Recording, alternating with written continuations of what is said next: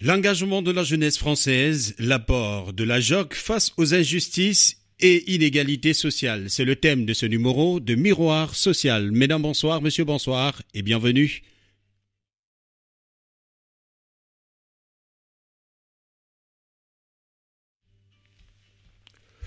Globalement, les données relatives à la participation associative de la population française dans son ensemble, comme les jeunes, sont particulièrement stables depuis près de 30 ans maintenant. En moyenne, 19% des 18-30 ans sont engagés bénévolement au sein d'une association. Et cet engagement concerne 22% de la population prise dans son ensemble, les plus de 60 ans étant les plus engagés. L'écart tend cependant à diminuer depuis une dizaine d'années, tendance confirmée depuis 2020 avec la crise sanitaire due au Covid-19. On en parle ce soir.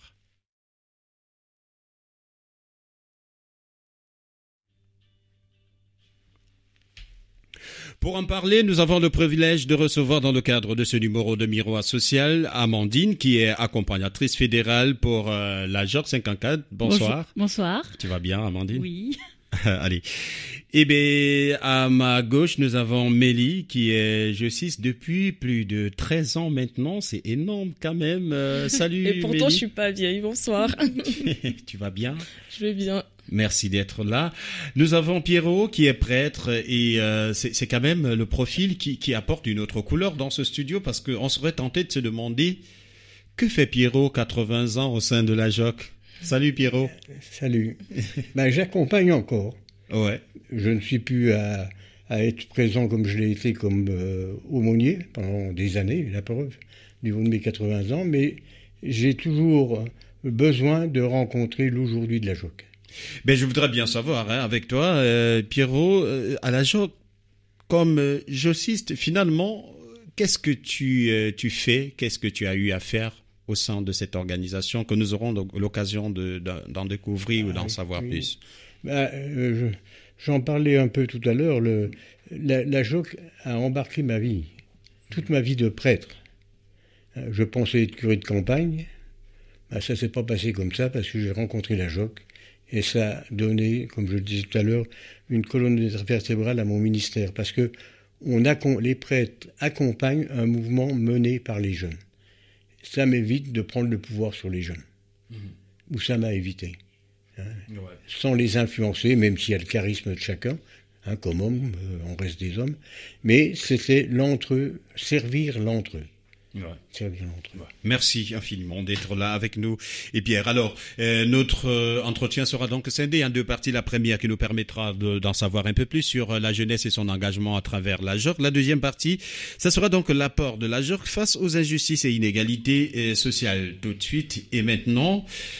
mesdames, messieurs, nous allons donc démarrer notre entretien et j'aimerais me retourner vers Mélie.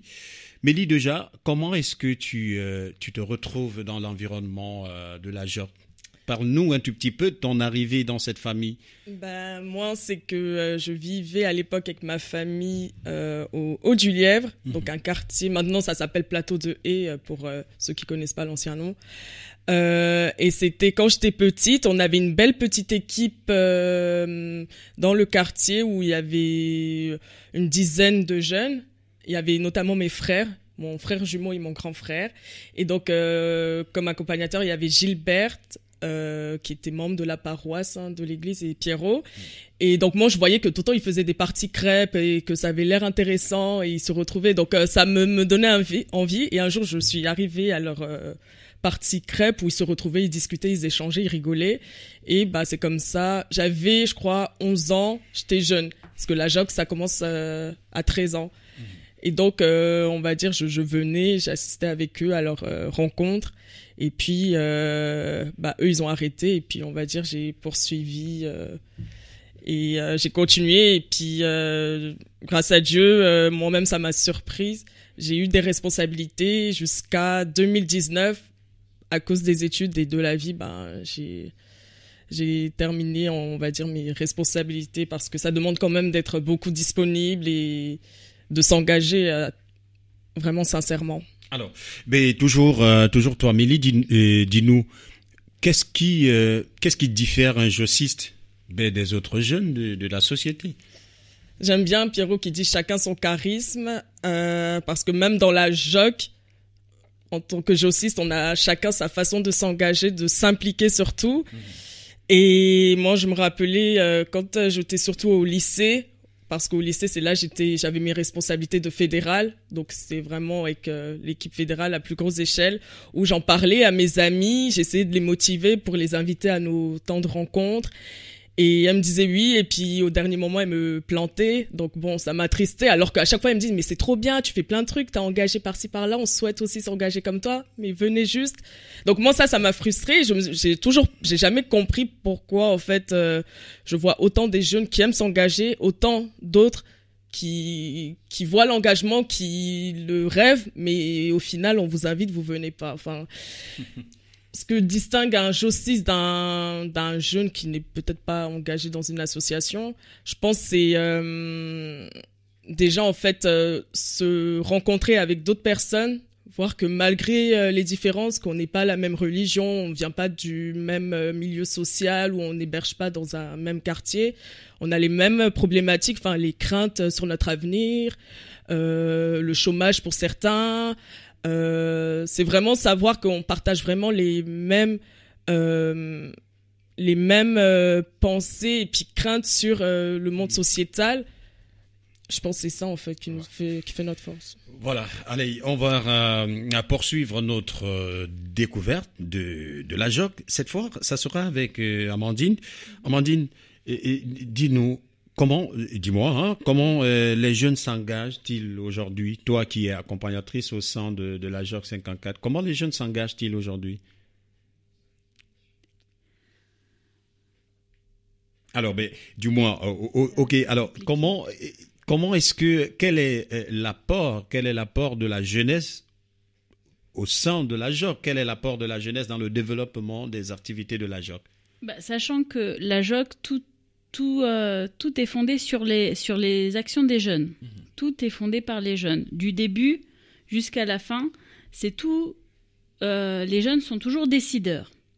Donc, en fonction de leurs responsabilités, parce qu'évidemment, on a le jossiste, le simple jossiste, au fur et à mesure, ils montent en responsabilité. Ouais. Et donc, ces jeunes en responsabilité, après, définissent en fait j'ai perdu le mot. Des axes d'orientation pour des futures actions. Donc, on va appeler des campagnes d'action. Donc, qui sont régulièrement tous les 2 ans, qui sont votées. Et donc, c'est au travers de ces axes-là qu'après, les jeunes vont pouvoir se mettre en action concrètement dans leur réalité. Parce que ces campagnes vont permettre déjà de connaître. Pour les jeunes, il y a une phase d'appropriation de la campagne. Ensuite, ils vont aller à la rencontre d'autres jeunes de leur quartier, de leur famille, de leur école, de leur travail, tous les jeunes qu'ils peuvent croiser. Et donc remplir des enquêtes. Et à la suite de ça, ces enquêtes sont traitées pour aboutir derrière à des actions au niveau national, mais qui peuvent aussi redécouler au niveau plus local, vu que chaque jeune va pouvoir aller après au contact des responsables de la ville. Ça peut être un maire, ça peut être un député, ça peut aller au-delà en fonction de l'action à définir. Et donc après, la parole sera écoutée. Après, des fois ça peut aboutir, des fois faut continuer à relancer les décideurs. Faut continuer voilà. Ouais. Alors nous t'avons très bien compris. Alors Pierrot, je veux savoir, Pierre, tu es en contact permanent avec cette jeunesse, notamment au sein de la JOC, et ça depuis de nombreuses générations que tu as connues. Aujourd'hui, je voudrais savoir pour toi, qu'est-ce que l'engagement représente pour la jeunesse française? Que représente l'engagement? Cette jeunesse que vous avez côtoyée sous différents fronts et de différentes générations, bien évidemment. Oui, c'est sûr que dans l'expérience d'accompagnement qui est la mienne, j'ai vu que la JOC était un tremplin pour rejoindre, d'abord de se mettre à l'écoute. On n'est pas là pour sulfater du bon Dieu, je me suis eu de l'expression, mais parce que c'était aussi certains dans les réticences que des jeunes ont par rapport à la JOC, c'est une affaire de curé. Ah ouais. Et le visage de l'Église n'était pas trop reluisant. Et je trouve que moi, ça m'a permis d'aller vers. Parce que le b.a.-ba de la JOC, c'est aller vers. On n'est pas là contre nous pour des crêpes, il faut ces temps-là. Mais c'est pour aller vers. Donc c'est la dimension missionnaire pour moi de l'Église. On n'est pas là pour nous retrouver entre nous, même si c'est vital de se retrouver entre nous.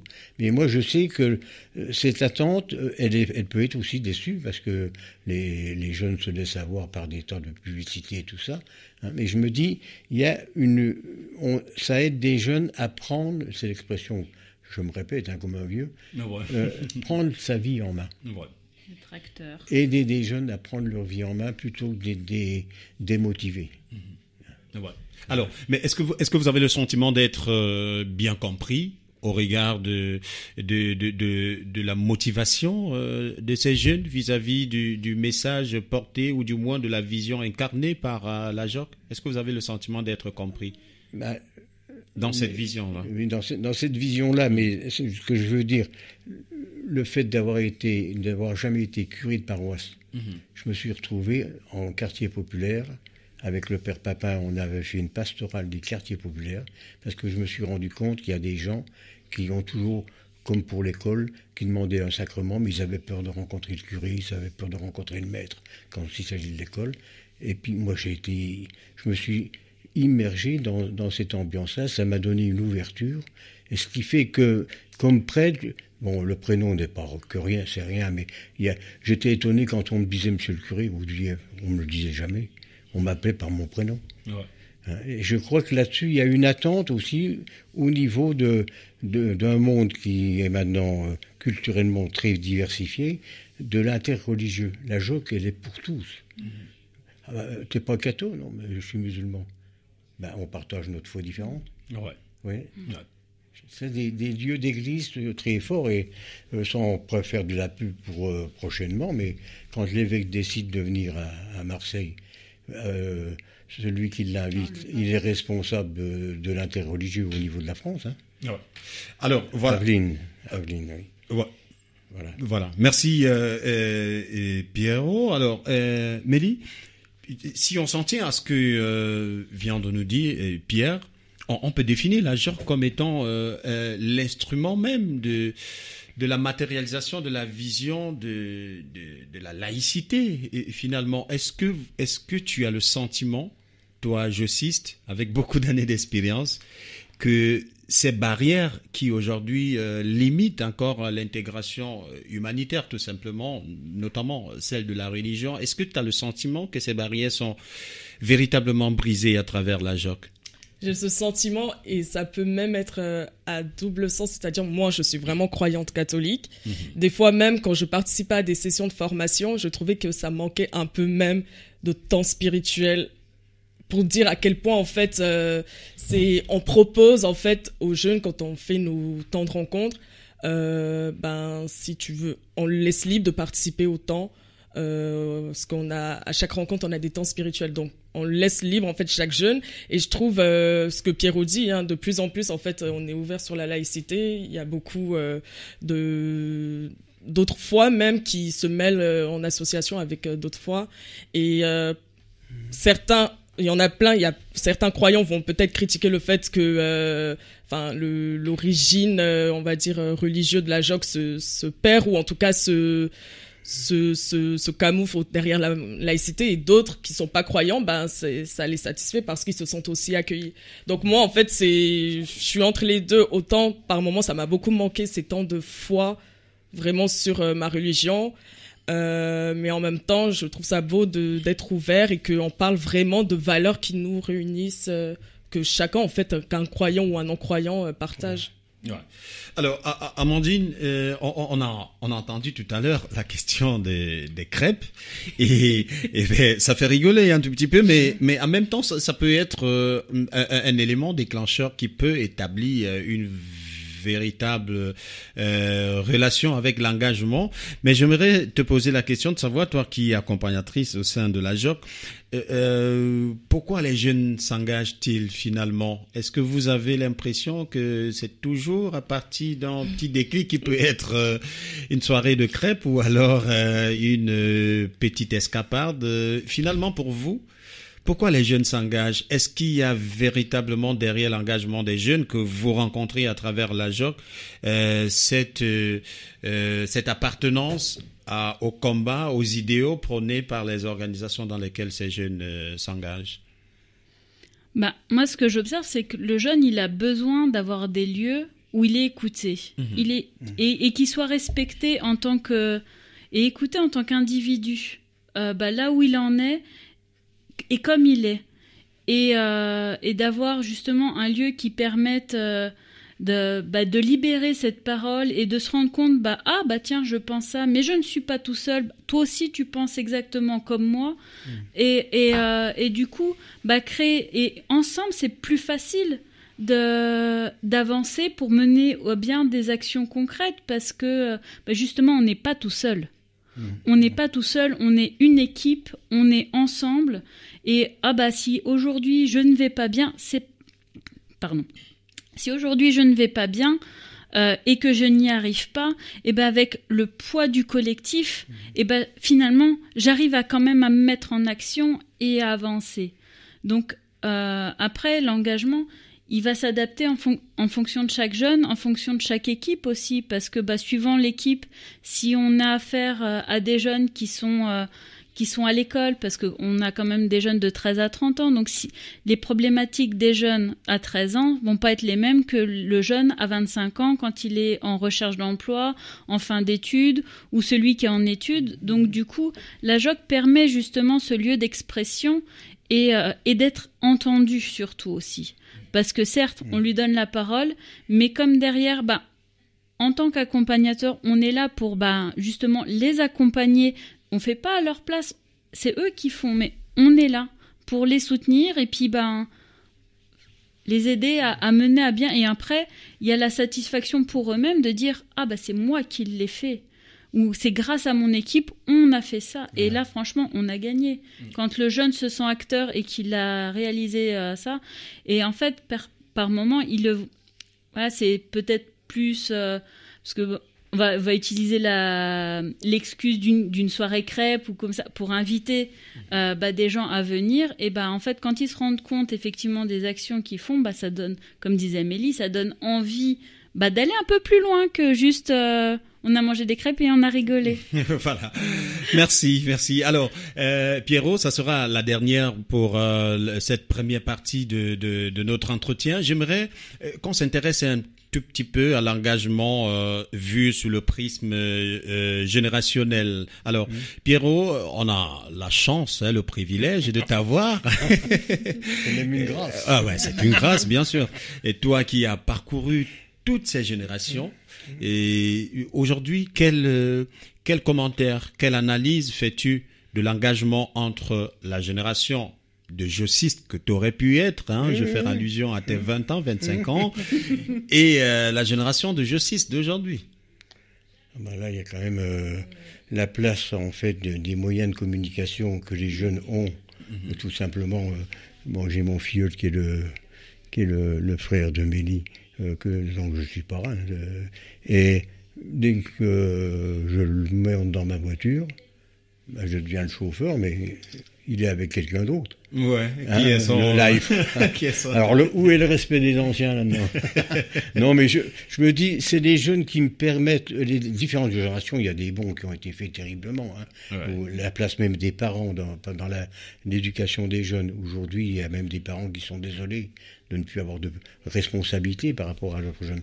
Donc tout ça, je suis à l'écoute de ça et je me dis, ça me permet, à la limite, de continuer à n'être pas seulement celui qui ose une parole sur les jeunes. il faut, moi aussi, je les écoute dans l'aujourd'hui. Mais c'est vrai qu'il y a même pas à comparer. Hein. Moi, je connais, même à la JOC, il y avait des jeunes espagnols que j'ai connus à une époque dans la JOC. Les parents, quand ils ont vu ce que la JOC avait fait de leurs gosses, eux étant récents parents, hein, ils m'auraient payé pour continuer à embaucher celui d'après. Oh ouais. Parce qu'ils ont vu que leur gosse avait pris une dimension. Hein, et ça, je crois que c'est en complémentarité. Hein, les parents, les enfants, le monde d'aujourd'hui aussi pour eux. Hein, ce que vient de redire aussi, l'angoisse de l'avenir et tout ça. Ouais. Donc, je trouve que c'est effectivement, c'est quand même un mouvement qui...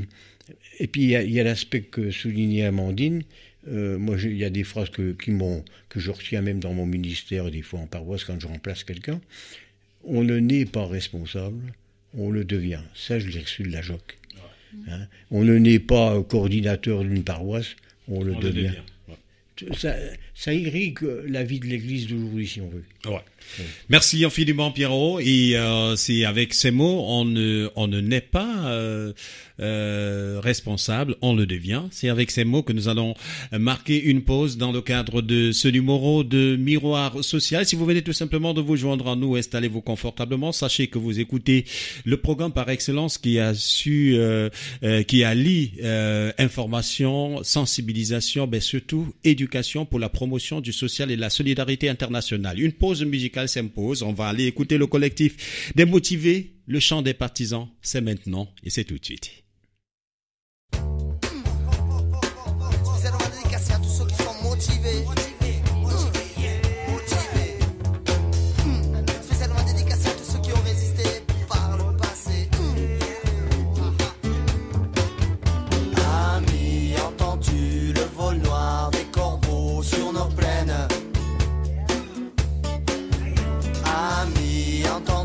Les cris sourds du pays qu'on enchaîne.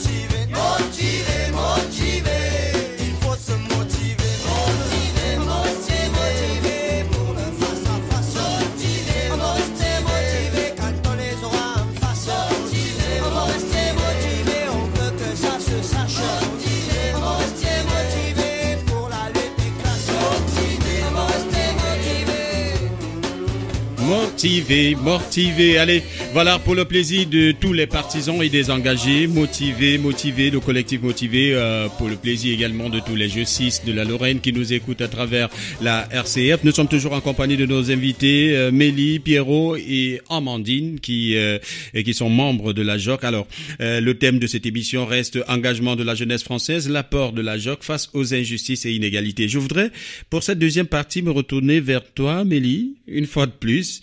On va parler du regard de la JOC sur l'état de lieu des problèmes auxquels la jeunesse française fait face. On parle des déviances comportementales, on parle du chômage. Tu as évoqué certainement à l'entame de cette émission aujourd'hui. Ces problèmes, tu les connais, et ces problèmes de société. Et quel est le regard du jeuxiste que tu es sur la situation actuelle de la jeunesse française dans sa globalité? La situation, en tout cas les problèmes qu'on vit et que j'ai vécu et que je continue encore c'est discrimination face aux demandes de logement, solitude. Avec le Covid, alors là, on était cassés par la solitude. Surtout, nous, les étudiants qui n'ont pas pu retourner en famille, on est restés seuls. Donc, c'était vraiment catastrophique. Et puis, chômage de long terme. Les premiers qui tombent au chômage, on n'est jamais préparé en fait à une perte d'emploi ou à comment en fait tu quittes les études, le temps de trouver du travail. Ce laps de temps-là, on n'est jamais préparé. Donc, mon regard sur ça, c'est que la société ne nous apprend pas à se préparer aux imprévus, aux circonstances en fait de pertes financières ou de logement ou même de réorientation scolaire. Ce que je vois beaucoup, c'est surtout ça aussi pour le nouveau profil des jeunes, des jeuxistes qui sont de plus en plus jeunes, c'est que c'est en fait savoir quoi faire en fait niveau scolaire, la réorientation, et on n'est pas préparé, on n'est pas accompagné. On se plaint des comment ça s'appelle déjà, les accompagnateurs sur l'orientation dans les lycées, les conseillers qui conseillent sans vraiment conseiller, à croire que ils nous connaissent pas, donc malheureusement c'est pas de bons conseils et ça perdure encore. Voilà. Alors, Pierrot, c'est une jeune qui parle, qui essaye de peindre cette société vue sous l'angle de la jeunesse. Alors, toi qui as quand même une certaine expérience de la vie et au sein, bien évidemment, de la JOC, quelles sont les responsabilités des organisations associatives, notamment dans le cadre de l'accompagnement des pouvoirs publics pour la résolution à court, moyen et long terme de tous ces problèmes évoqués par les jeunes aujourd'hui?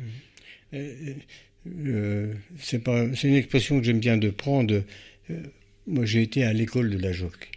Et les JOC m'ont appris, même comme adulte, à écouter. Et je pense que par rapport aux générations d'aujourd'hui, on a besoin de les entendre sur leur aspiration profonde, et pas simplement « on a fait pour vous ». Le jour où on prendra en compte les problèmes qu'évoquent Mélie et puis Amandine aussi, parce que ils sont pas les seuls.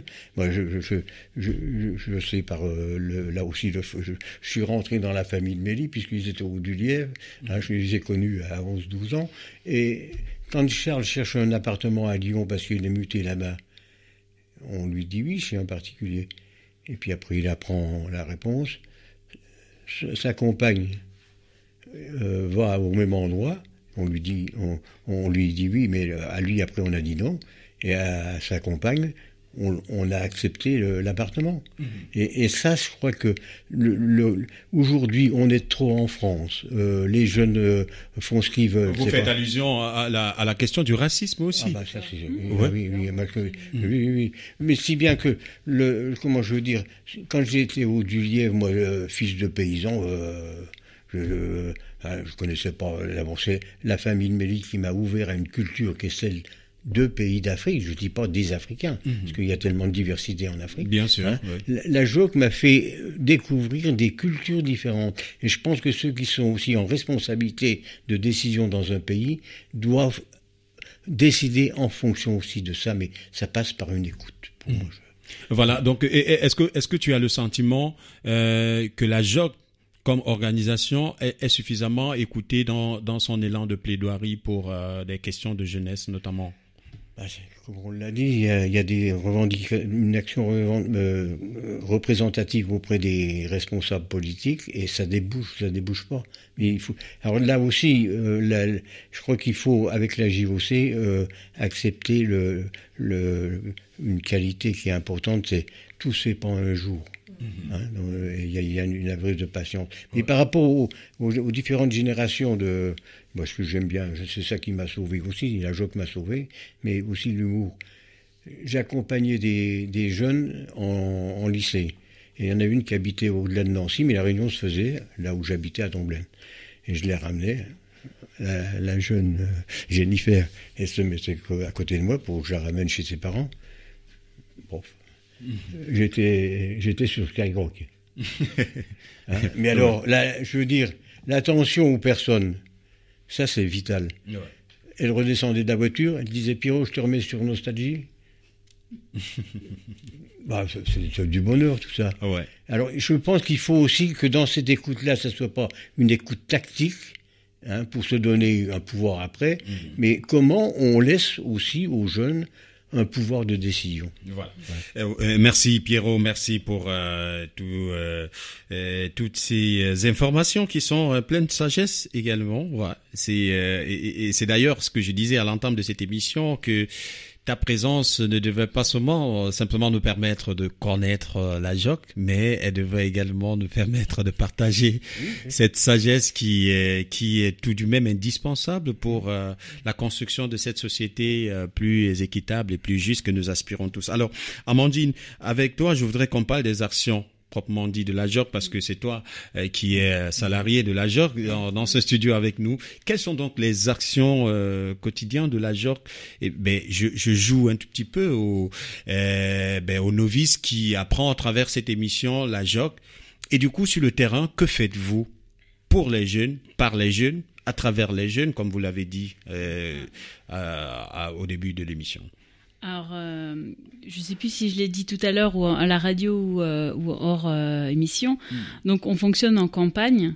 Et là, on débute notre deuxième année de campagne, sachant que cet été, on a eu un rassemblement de 3 jours à Janville où l'ensemble des jocistes au niveau national se sont retrouvés justement pour apporter des revendications suite soit à ce qu'ils avaient compris de la campagne avant. Après, chaque fédération avance aussi en fonction de ses jeunes. Donc du coup, chaque fédération pouvait avoir des thématiques différentes. Puis ça dépend aussi du public, de l'âge du public et de tout ça.